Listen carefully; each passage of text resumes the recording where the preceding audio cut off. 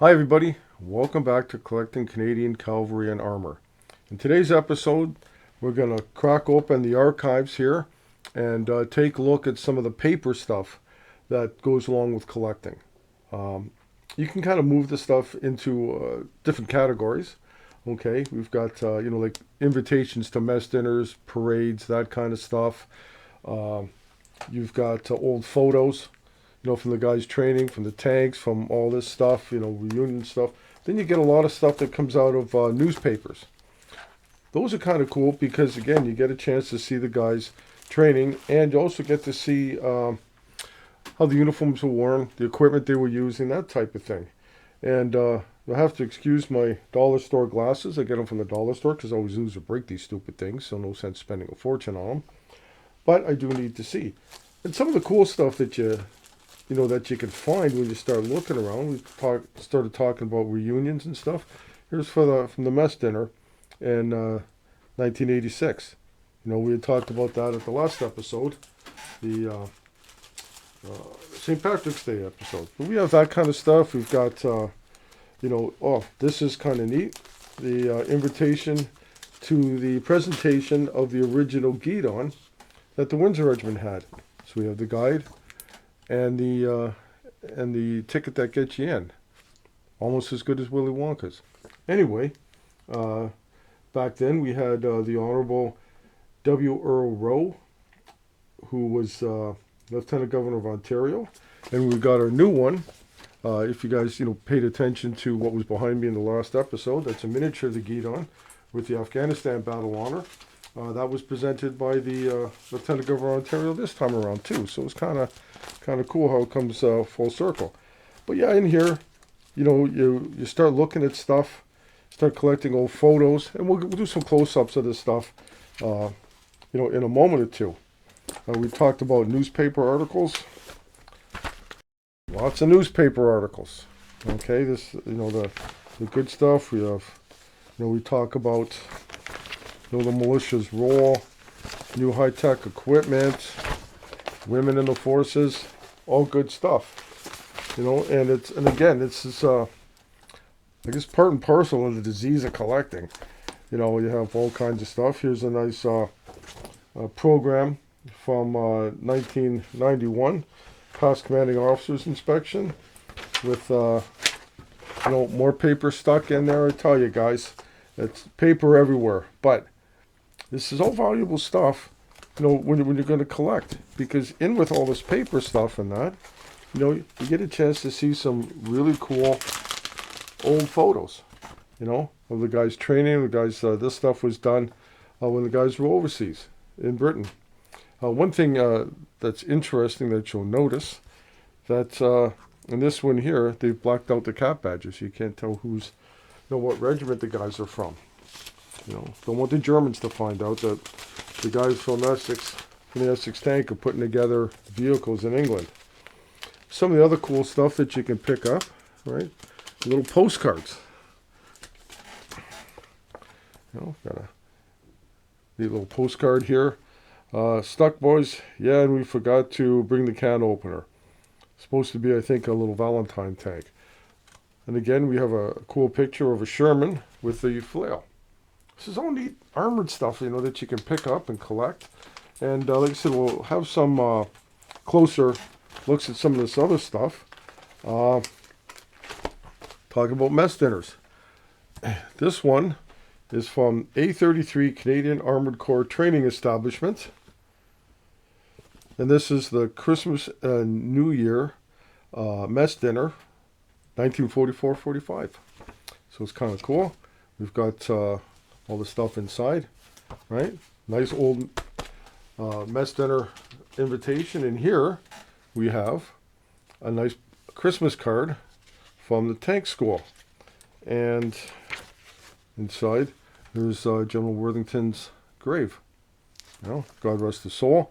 And this is dated Christmas 1949 with the mailed fist badge on it. Again, this is all kind of neat stuff, so when you really get the collecting bug, this is the kind of stuff you start looking for.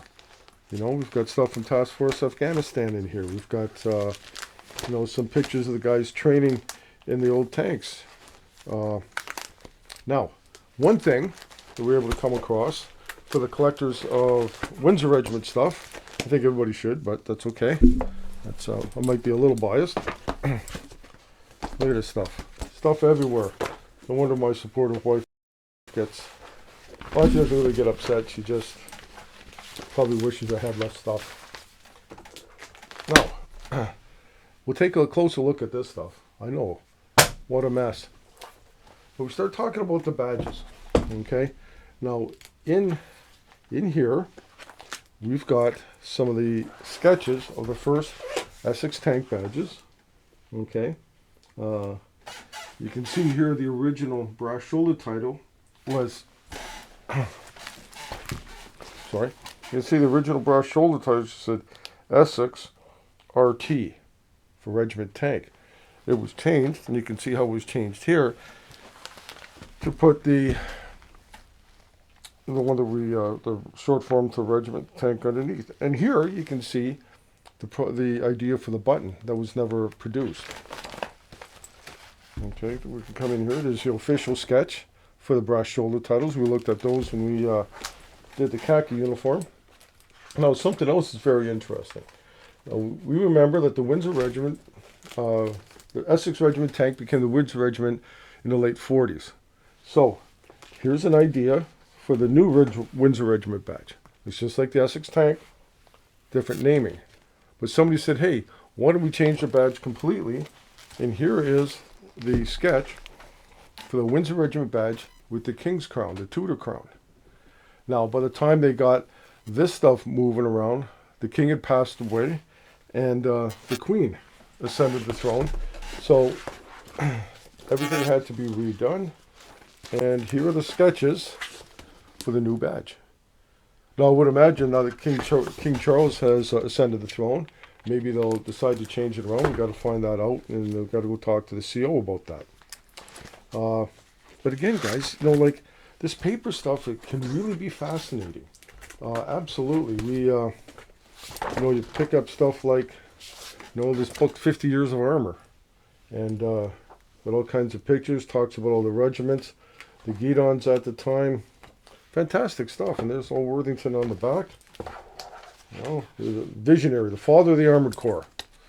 He was the one that, when we didn't have any tanks, he bought a bunch of scrap metal off the Americans. He just happened to look like FT-17s. Visionary. Good guy. We talk about old newspaper things, and we'll show some close-ups of this stuff. But here is the inaugural church parade of the Essex Regiment Tank. I hope you guys can see that okay. I hope there's no blur or glare or anything. You can see some of the guys are still wearing their Highland stuff because some members came directly over from the Essex Scottish. Smart guys, get out of the infantry, go over to armour. Not all of them did, but we need infantry too. But you see some guys are even in suits. So that's kind of neat. One of the very first pictures of the Essex Tank. We have, this is kind of interesting.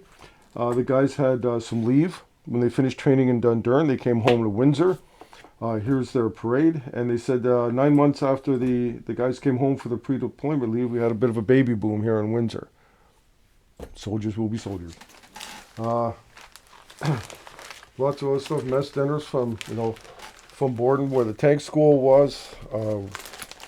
Got, this is a neat Christmas card I want to show you guys. There's tons of stuff, and you need to find a way to display it. But anyway, here's one of the light tanks that we were using. I think it was the British Light Tank Mark VI or something like that. Training in the snow in Borden with, from the Canadian Armored Corps. And this is, Dear Mom, just a thought. And P.S. letter following. Love to the kids. Lots of kisses. But you can see the badges of the different regiments there. So, this is kind of cool stuff. You pick this up. And, again, finding a way to display some of this stuff, can sometimes be a bit of a challenge, to say the least. That's why, you just use the binders. But I said there's tons of stuff in here. My goodness gracious. We've got Christmas cards from the Windsor Regiment. And the badges of the Essex Tank and Windsor Regiment will be coming up in a further episode. Now, talk about deployments and stuff. Something you can pick up from deployments. Here's a mine awareness card that was picked up when I was in Afghanistan. All right, these here, all the guys that were there, we probably recognize those. But again, that's all part of the history. You know where the guys served and what we did and all that type of thing, right? Now, an unfortunate thing, but it's part of life. I mean, it's a circle of life, right? You can even pick up obituaries. Here's one from my old friend, Major Brian Johnson. Good guy. Unfortunately passed away. Bad ticker. A good guy. He's missed. We've got lots and lots of stuff in here. Proclamations from the city for freedom of the city. You know, old ID cards. Got all kinds of stuff. I tell you guys, look at these are cool. We got some old pictures. This one is dated July 1963. I believe that's probably in Cedar Springs, Ontario. But look at the old helmets. They're still wearing those old helmets. It was probably went over to the U.S. style that they were using in Vietnam. So that's what I mean. I can't understand why these helmets are so damn expensive to the collectors these days. There were tons of them. Anyway, you know, we have all kinds of neat stuff in here. You know, that goes back to into the 30s, 40s, 50s. Books. Aha. Some more paper stuff. You get these Canadian Army training manuals or publications, and this one has got some stuff going on with the Armored Corps there. Very nice. Have lots of little things going on in there, little tips and tricks, you know, lessons learned from the war, from the fighting in Italy and everything else. This one is dated July 1944. Now, Worthington also had the idea that we needed a publication to let the guys know what's going on, so we come out with the Tank magazine. All right, very nice. It says here, the official organ of the Canadian Armored Corps. And inside you've got, you know, put it this way so you guys can read it. We've got advertisements. We've got, you know, lessons learned, different stuff on the equipment. Very cool to get your hands on one of these. You know, they said a lot of this paper stuff went away. You know, it was gotten rid of. They also have neat little things on here. They've got a little write-up of the Fort Garry Horse and the First Hussars. All good guys, all good stuff. You know, and you're picking up some of this stuff. And it really gives you an idea what the guys were doing back in the day. You know, this is another neat little thing. Sometimes you can find personal correspondence.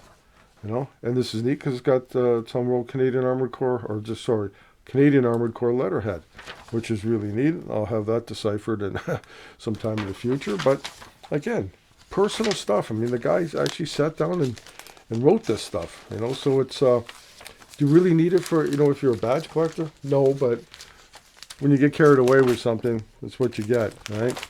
You have articles here on, you know, from when the Windsor Police got an old Cougar. That was a lot of fun. I was the instructor for those guys. It was a lot of fun driving that around. You know, it's funny how all the memories come flooding back. You know, the same smells, the same sounds, everything else. Really good stuff. So, guys, letterhead. Oh, here's another. I was just going to try to stop this so I can figure out how to get the hell in here. But anyway, we've got, we'll just do this. Got cool little tank stuff on envelopes. All right. Again, we've got some obituaries. We've got old Christmas cards. There's another one there. Okay, talking about obituaries and stuff. Here's Colonel Walker, George Walker, good guy. Started off in the ranks, took his commission as a sergeant, and when he retired, he was the commanding officer of the unit.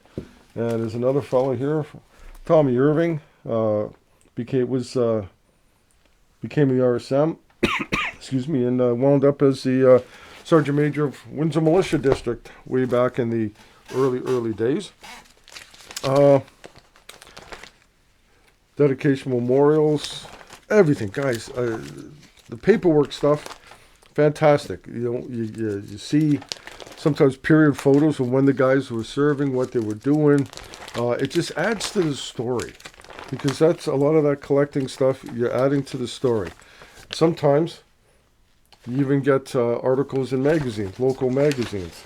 This one here features Lieutenant Colonel Nick Marukas, good friend of mine, good guy. He ended up becoming the CO of the regiment, but he served in Afghanistan and in South Sudan. Did a lot of work for the UN after he retired. Great guy, great story, tons of operational knowledge. So guys, just to kind of reiterate again, don't pass up the paperwork and the newspapers and stuff, because you get some really good old photos, you get some really good news articles, stuff that sometimes doesn't appear in history books. So pick it up. Don't just throw it out, because again, this is all part of telling the story of the different regiments. And for me, being an ex-Windsor, retired Windsor regiment, once a Windsor, always a Windsor, and stuff is in there. Hope you enjoyed it. Happy collecting.